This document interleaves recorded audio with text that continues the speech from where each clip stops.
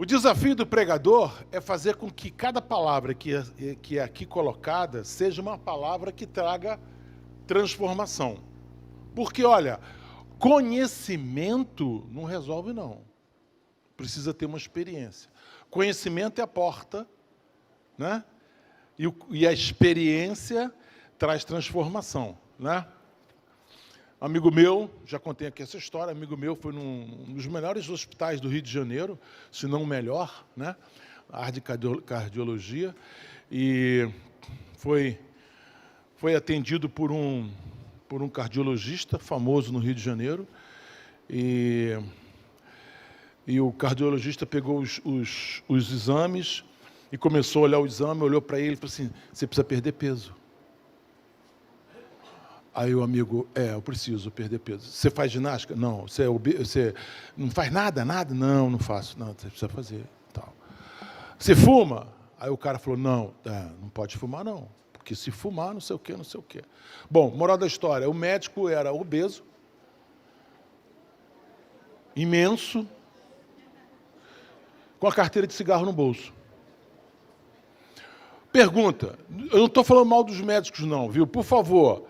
Não estou falando mal dos médicos, não. Estou contando um caso. Quer dizer, o conhecimento não gera mudança. Conhecimento só gera mudança quando tem uma experiência. Então, quando eu falo aqui, hoje eu vou falar sobre sangue de Jesus, todo mundo aqui já sabe o sangue de Jesus, todo mundo aqui já fez a Páscoa, né? Claro que sempre tem alguém que no final vem perguntar: e o coelhinho, e o ovo da Páscoa? Tem nada a ver. Tem nada a ver. Mas o que eu preciso é, através de Êxodo capítulo 12, que fala sobre a experiência do Cordeiro, eu tenha fala sobre aquela passagem do Cordeiro, eu tenho uma transformação no meu coração. Isso é que é importante.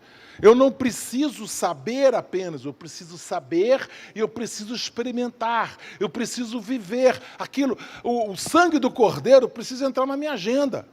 O sangue do Cordeiro precisa entrar no meu dia a dia. O sangue do Cordeiro precisa entrar na minha maneira de viver. O sangue do Cordeiro tem que ser alguma coisa que tem valor.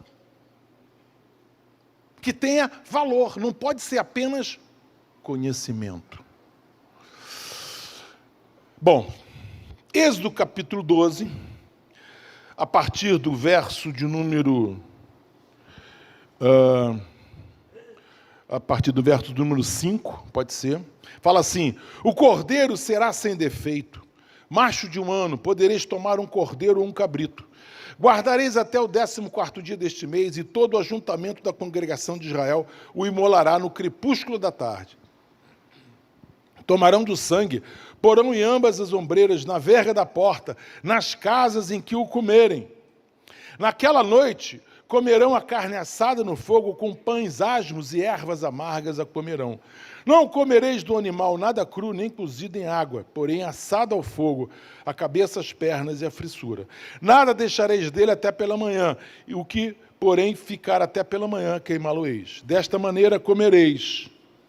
Lombos cingidos, sandálias nos pés, cajado na mão, comê-lo-eis à pressa. É a Páscoa do Senhor.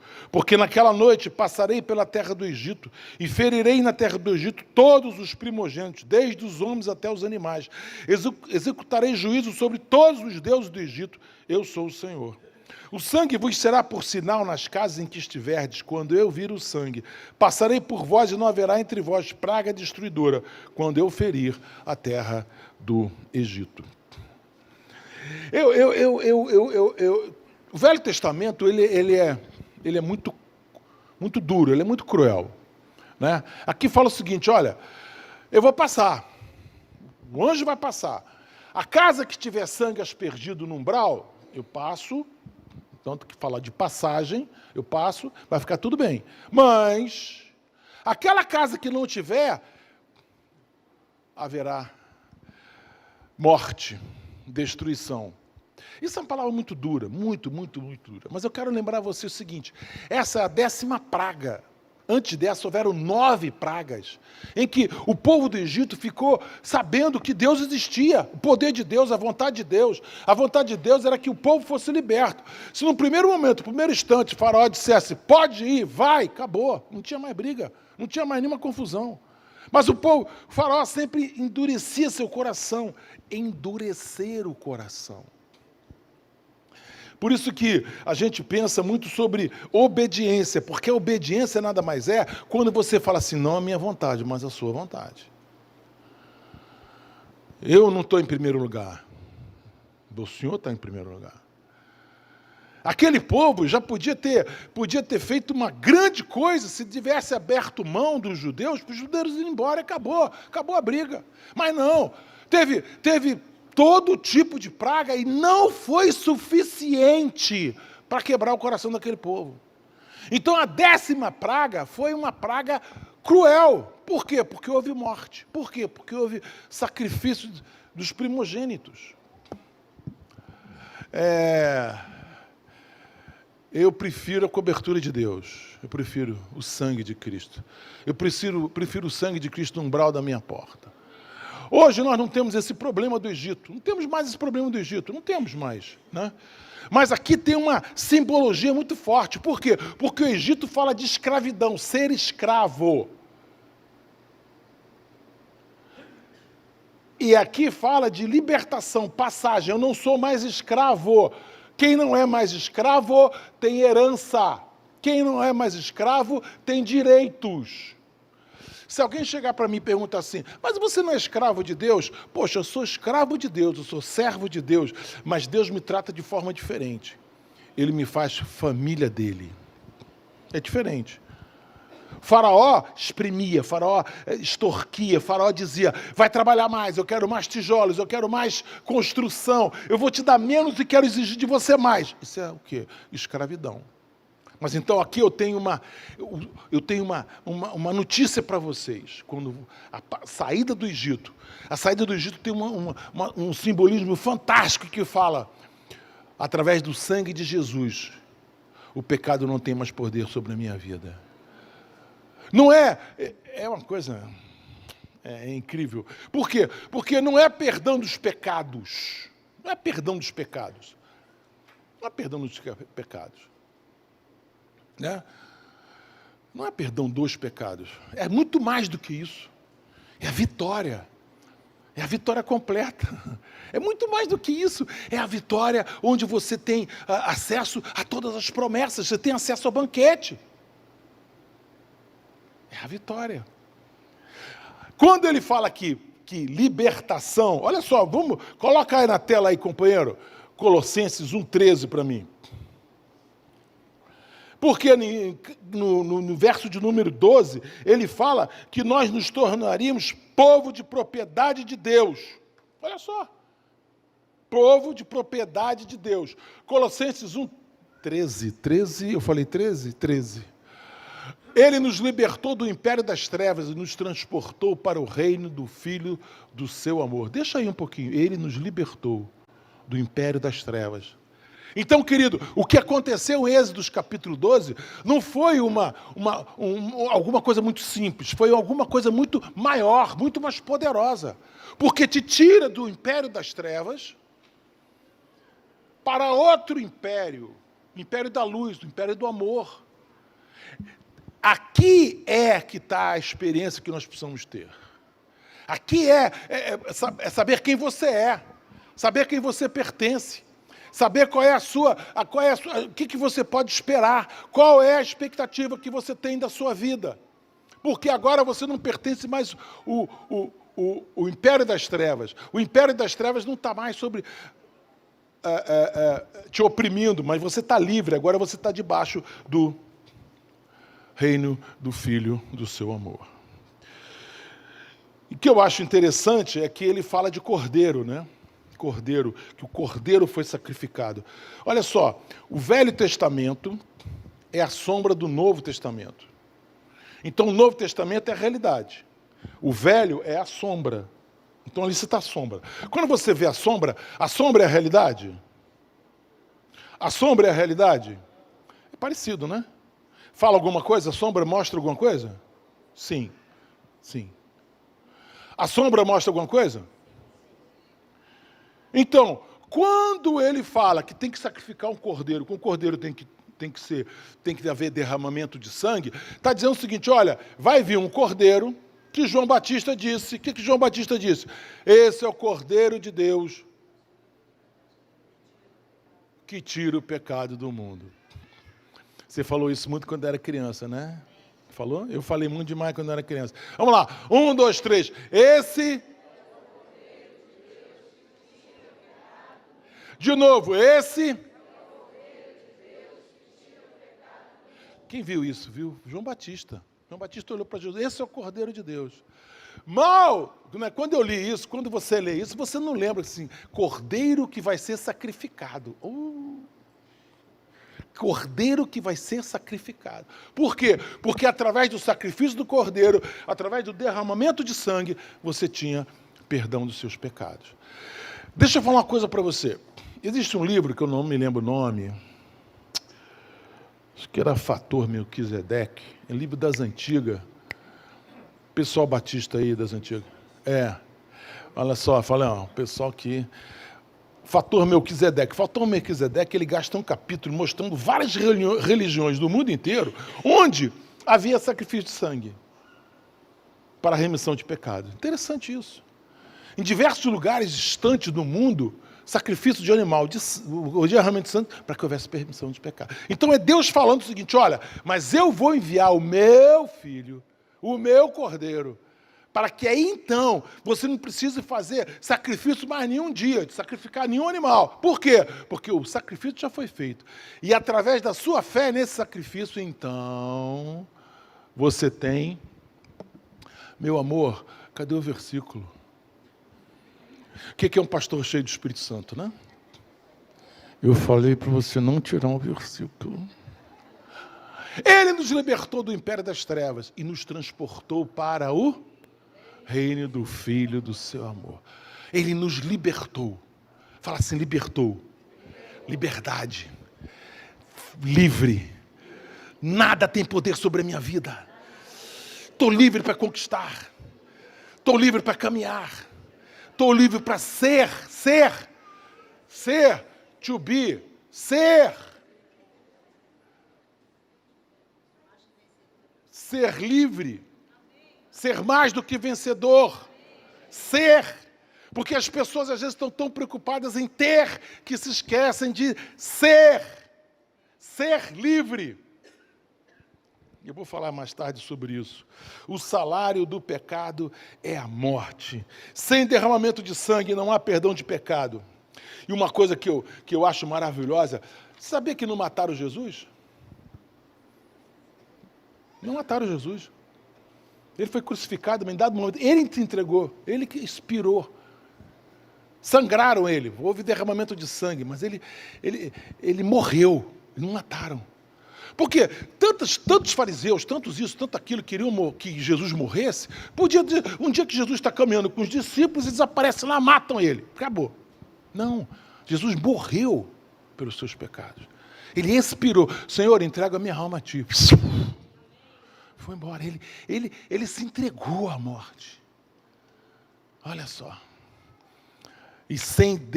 E houve derramamento de sangue. Sem derramamento de sangue não há perdão. O sacrifício de Jesus tem poder. A redenção vem pelo sangue. Há uma substituição. Eu falei para vocês que o Velho Testamento é uma sombra do Novo, tá certo? Lembra quando Adão e Eva pecaram? O que eles fizeram? Eles descobriram que estavam nus. Mas eles estavam nus. Sempre estiveram nus. Mas eles descobriram que estavam nus porque alguém disse para ele, você está nu, meu irmão. O diabo acusando aí. Aquele que fez com que... você está nu. Aí ele foi, pegou umas folhas de figueira, que são as folhas grandes, e fizeram lá uns aventais lá para se esconder. Deus falou assim, rapaz, Esse avental vai rasgar, isso vai apodrecer. Vem cá. Aí o que Deus faz? Deus pega um animal, que depois lá em Hebreus você vai descobrir que era um cordeiro, era uma ovelha, um cordeiro. Pega um animal, sacrifica o animal. Já começa a dor aí, né? Tinha um animalzinho passando assim, Deus conversando com Adão e Eva, tinha um animalzinho, mé, olhando para Deus, feliz da vida, Deus aqui, Adão e Eva, criação, capinha, vontade, mé. Aí Deus pega o bichinho inocente, tinha nada com isso. Nada, mas tinha nada, sabe o que é nada com isso? Não tinha nada com isso. O que tinha a ver com o pecado de Adão e Eva? O que tinha a ver de eles terem desobedecido? Tanta árvore, tanta coisa que você pode fazer na sua vida, no entanto, não, aquela árvore você não pode, mas foi ali que eles foram. Pegou o animal, sacrificou o animal. Se ele sacrificou o animal, houve o quê? Derramamento de sangue. E fez o quê? Roupas, vestes de peles para Adão e Eva. Deus, na sua graça, infinita graça e misericórdia, sacrificou o Filho dele para que você tivesse 3 P's na vida. 3 P's. Isso está em Êxodo capítulo 12. Quando eles colocaram sangue no umbral da porta, quando eles botaram sangue no umbral da porta, a partir daquele momento tem um significado. O primeiro significado é perdão. O anjo passa pela casa, vê o sangue no umbral da porta, ele passa. Passagem, perdão. Por quê? Perdão, eu não vou tocar aqui. Nesses aqui eu não vou tocar. Perdão, fala assim, eu tenho perdão. Fala assim, pelo sangue de Jesus, eu tenho perdão. Segundo P, proteção. Proteção. Proteção. Presta bem atenção, presta bem atenção. Para que você sente na mesa do banquete. Para que você tenha as promessas de Deus na sua vida. Apesar de você... Peraí, calma, não fica chateado não. Para que você tenha acesso ao banquete. Apesar de mim, você precisa ter um entendimento do sangue de Jesus. E você precisa ter proteção. Primeiro é perdão. Perdão. Perdão. Tem o sangue ali? Então está perdoado. Tem o sangue ali? Está perdoado. Tem o sangue ali? Está perdoado. Tem o sangue ali? Está perdoado. Tem o sangue ali? Está protegido. Está protegido. Está protegido, está guardado. Você está protegido. O anjo se coloca do seu lado. Eu podia parar agora a pregação e falar sobre ansiedade, preocupação, estilo de vida. Não andeis ansiosos por coisa alguma. Nós vivemos na nossa vida debaixo de uma ansiedade tão grande, debaixo de uma preocupação tão grande, debaixo de um estresse tão grande, porque você não tem noção que você é protegido de Deus. Você é guardado, protegido. Perdão, proteção, propriedade de Deus. Propriedade de Deus. Não tem chance. Você está no reino dos céus ou não. Você está debaixo de uma proteção ou debaixo de outra proteção.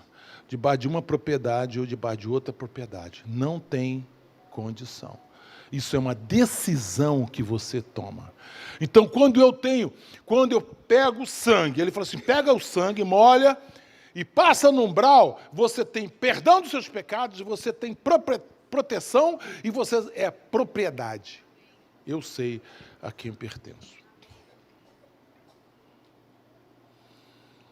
Por que nós falamos tanto em fé? Por que nós falamos tanto em transformação? Por que nós falamos em bênçãos de Deus na sua vida? Por que nós falamos isso? Porque nós temos certeza para quem nós pertencemos. Quem nós pertencemos? Nós pertencemos a quem? Qual é o seu time? Qual é o seu país? Qual é a sua tribo? Você pertence a quem? E se eu tenho consciência de quem eu pertenço, de quem eu sou, eu tenho acesso às heranças, eu tenho acesso às promessas. Sim ou não? Deixa eu falar uma coisa para você. Na casa do teu pai, eu posso dar um furo aqui, posso dar um furo aqui, mas pastor da mancada também. Tem mancada. Você chega na casa do teu pai e você pergunta assim, pai, posso abrir a geladeira? Pai, vou tomar um copo d'água. Acho que eu estou indo bem, não estou indo bem, né? Não, por quê? Porque você é filho. Então, quando você vê as promessas que Deus tem na tua Bíblia, na Bíblia para você, você pode dizer, peraí, eu sou filho, meu irmão. Eu faço parte dessa tribo, então eu tenho direito a essa herança, eu tenho direito a essa promessa. Mas você só pode ter isso quando você tem entendimento do poder do sangue na tua vida. Você foi lavado pelo sangue de Jesus. Você foi liberto pelo sangue de Jesus. Você foi perdoado, você tem proteção e você é propriedade legítima do Pai.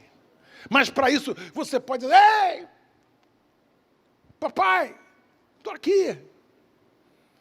Tenho direito às promessas que Ele tem sobre a minha vida.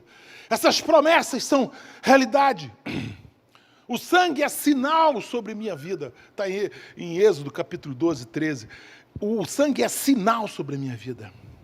Apocalipse 12 fala, os santos venceram pelo sangue. Sangue me traz vitória e me traz consequências. Traz perdão de pecado. Não só perdão de pecado.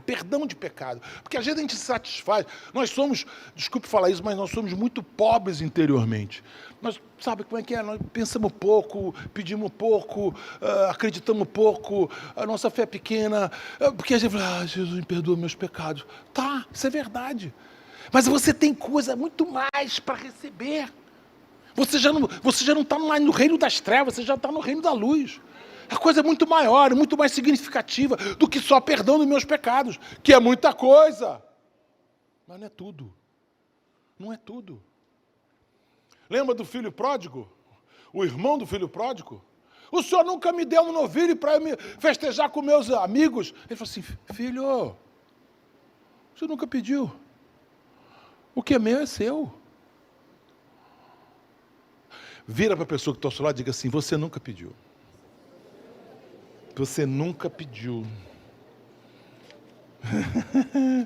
Fala de novo. Você nunca pediu. Você nunca pediu. Colossenses 2, 13, 14 e 15. Coloca lá, companheiro. Colossenses 2. Nossa, foi de flash. Obrigado. E vós outros estáveis, mortos pelas vossas transgressões e pela incircuncisão da vossa carne, vos deu vida juntamente com ele, perdoando todos os nossos delitos. Tendo cancelado o escrito da dívida que era contra nós, e que constava de ordenanças, o qual nos era prejudicial, removeu inteiramente encravando na cruz. Segura aí, segura. Escrito da dívida, vocês sabem o que é escrito da dívida?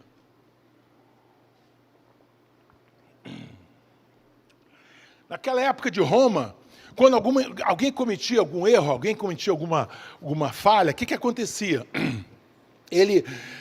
Vamos lá, Francisco Almeida, está lá, meu nome.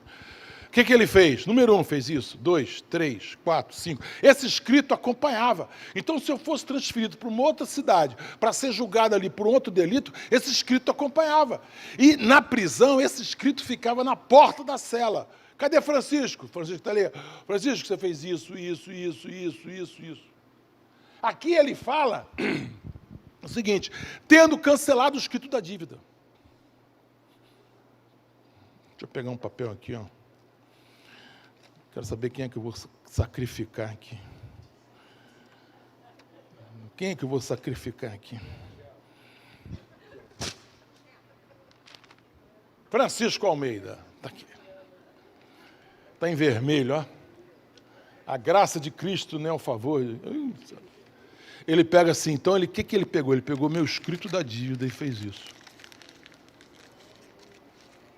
Vocês podem falar amém, pode gritar, pode dar glória a Deus. Vocês estão entendendo o que ele fez contigo? Sabe por quê? Porque vocês falam assim, a gente fala assim, faz livro dos sonhos. Não dá para fazer. Não dá para fazer. Ora a Deus, pedindo, não dá. Por quê? Porque quando você abre os olhos, você vê o teu escrito da tua dívida. Tu fala assim, está tudo lá, eu fiz tanta coisa, eu não mereço.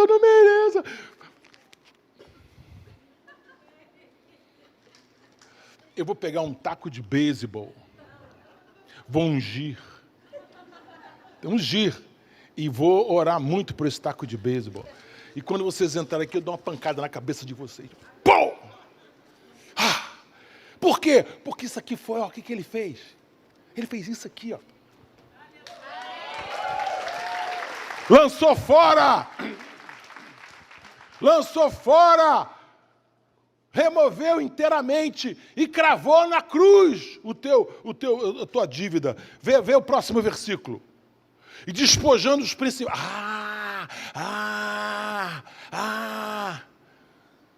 Não foi só a tua dívida que ele fez. Ele despojou os principados e potestades publicamente, os expôs ao desprezo, triunfando deles na cruz. Você não está mais debaixo do reino das trevas. O reino das trevas foi cancelado na sua vida. Não tem mais poder sobre a sua dívida, sobre a sua vida. É muito mais do que apenas perdão dos meus pecados. É muito mais. Êxodo 12, ele fala que ele julgou os deuses do Egito. Ele não só libertou, ele julgou os deuses do Egito. Toda pessoa que decide andar em aliança com Cristo, já temos a vitória. Vamos ter lutas? Vamos. Mas a vitória foi dada. Em Efésios 6 ele fala, e nos foi dada toda a autoridade contra o reino das trevas. O inimigo não tem lugar para a nossa vida.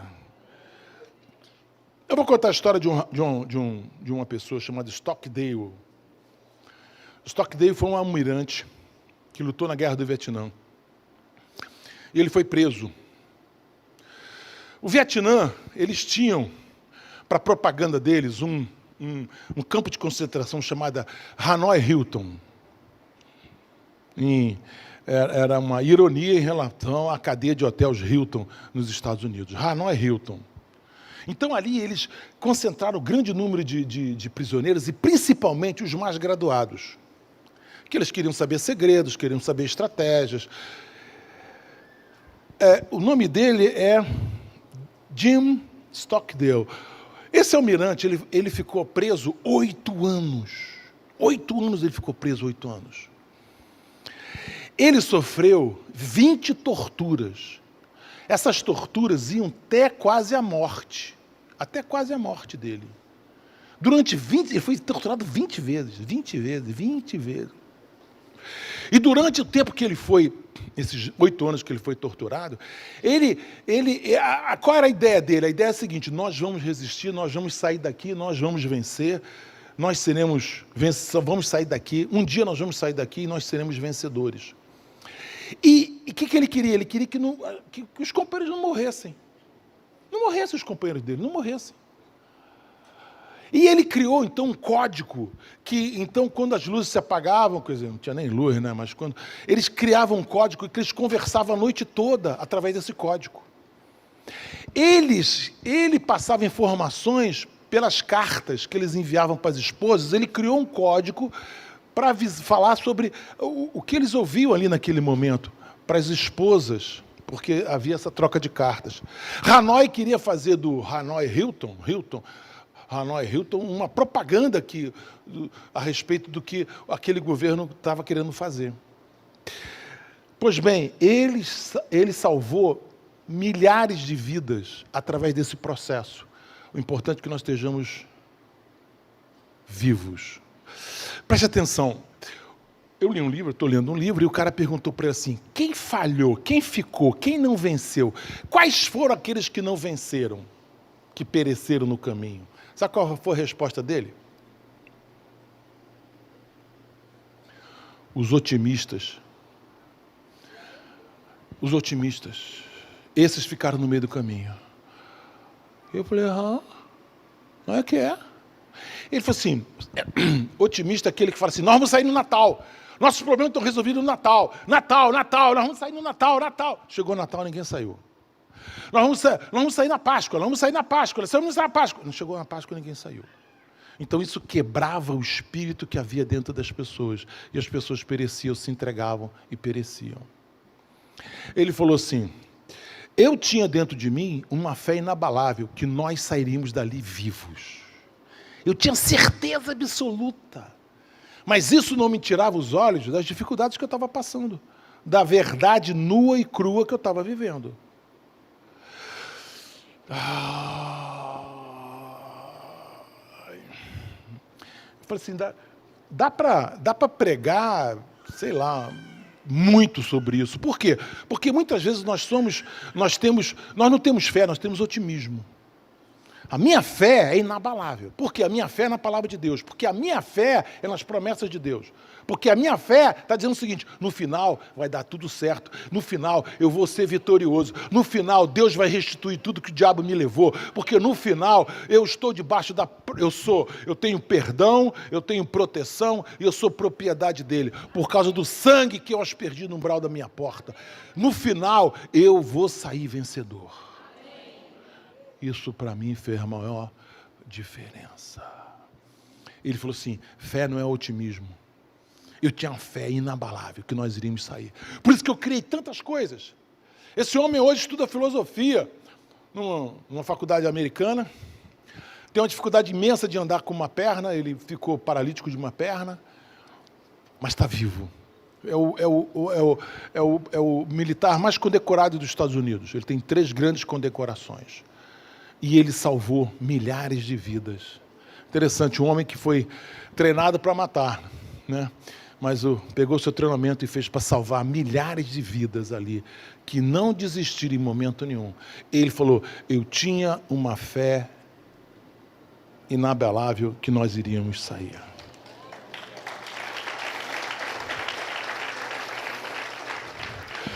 Nunca perca a sua fé. Enfrente a realidade. Você já é um vencedor. Você já é um vencedor. Em nome de Jesus. Amém. Pelo andar da carruagem, eu já devia estar sendo expulso Que horas é que vai chegar a tropa?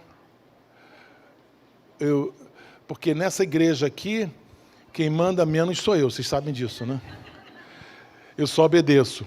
Prego tanto sobre obediência. Deixa eu falar uma coisa aqui para vocês, olha só. Nós estamos levantando um momento de... As crianças podem chegar, eu já tô na paz do perdão, propriedade e proteção. Olha só, nós tivemos nessa sexta-feira aqui uma vigília. Foi maravilhosa, um bom tempo de oração. E nós estamos orando hoje pelos nossos filhos. Você é capaz de orar pelos seus filhos? Quem aqui tem filhos com menos de 5 anos? Menos de 10? Menos de 15? Menos de 30? Vamos orar pelos nossos filhos? Vamos orar agora por esses nossos filhos. Queria chamar aqui o pastor D'Angelo, esse homem de Deus. Queria que você orasse pelos nossos filhos. Nós não vamos perder nenhum dos nossos filhos. Nossos filhos serão todos abençoados. Nossos filhos serão homens e mulheres de Deus. Nossos filhos serão mais cristãos do que nós. Nossos filhos farão diferença na face da terra.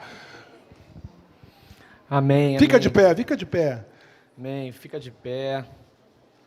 Se seu filho não está aqui, creia que ele vai estar com você. Não importa a idade. O bicho falou abaixo de 5, abaixo de 10, mas tem seu filho abaixo de 20, de 30, de 40, de 50. Não importa, seu filho, sua filha, e ele vai estar com você. É a promessa de Deus. Eu e minha casa servirei ao Senhor. Você crê? Fecha teus olhos, Senhor, em nome de Jesus. Nessa hora nós queremos colocar aqui diante de Ti a nossa casa, a nossa família, colocar os nossos filhos, Senhor. Deus, em nome de Jesus, permita que nós, como pais, sejamos a referência deles, que nós possamos buscar no Senhor a sabedoria diariamente, Senhor. Buscar no Senhor, Deus, a direção para que nós possamos lidar com os nossos filhos, quer seja mais velho, mais jovem, criança, mas que nós possamos saber lidar com eles, entender eles, Senhor, que o Senhor venha nos direcionar, o Senhor venha falar conosco, o Senhor venha nos guiar, Senhor, para que sejamos melhores pais, melhores mães, amém, mas acima de tudo, homens e mulheres de Deus, amém, que sejam referência dentro da sua própria casa. Amém. Eu quero declarar em nome de Jesus que os nossos filhos não se perderão, os nossos filhos, eles crescerão na sua casa, no seu caminho, Senhor, ó Deus, na tua palavra. Aqueles que já cresceram e te conheceram um dia retornarão. Eu declaro em nome de Jesus, solta os nossos filhos. O mundo não tem poder sobre os nossos filhos, eles retornarão. Traz os nossos filhos de volta, em nome de Jesus, Senhor. Nós nos colocamos agora em lugar de intercessão por eles e pedimos, Deus, alcança eles agora, onde quer que eles estejam. Os que não estão aqui, eles possam estar aqui agora, os que não estão aqui possam estar recebendo do Senhor uma visitação. Aqueles que são maiores, já tiveram contato contigo, um dia te conheceram, possam se lembrar nessa hora, nesse momento eu declaro que eles estão se lembrando de um momento que eles tiveram contigo, uma experiência que eles tiveram contigo e sentirão falta e retornarão para a tua casa. Protege a nossa casa, protege os nossos filhos, abençoa-os em nome de Jesus. Aleluia. Que a graça do nosso Senhor e Salvador Jesus Cristo, o amor de Deus Pai, a unção e a consolação do Espírito Santo esteja sobre cada um de vós. Essa semana, você vai ter uma semana com muita paz no coração, eu creio nisso. Paz com Deus, paz de Deus e paz com os homens. Essa semana, você está invisível aos teus inimigos, porque você está coberto pelo sangue de Jesus. Essa igreja ora pela sua vida, ora pelo seu trabalho, ora pela sua família. Essa semana, porque você tem semeado na presença do Senhor, Ele vai te dar uma colheita. Escutei não, gente, como é que vai ser a sua colheita? Eu te abençoo, eu te abençoo. Eu lanço sobre você o sangue de Jesus. Eu lanço sobre sua vida o sangue de Jesus. Eu lanço sobre sua vida, sobre seu casamento, sobre sua família, o sangue de Jesus. Amém? Hoje à noite nós temos cantata. Para quem não veio de manhã, pode vir à noite assistir. E amanhã, às 8h30, nós temos devocional no Instagram, Sara Recreio. Deus te abençoe, Deus te abençoe.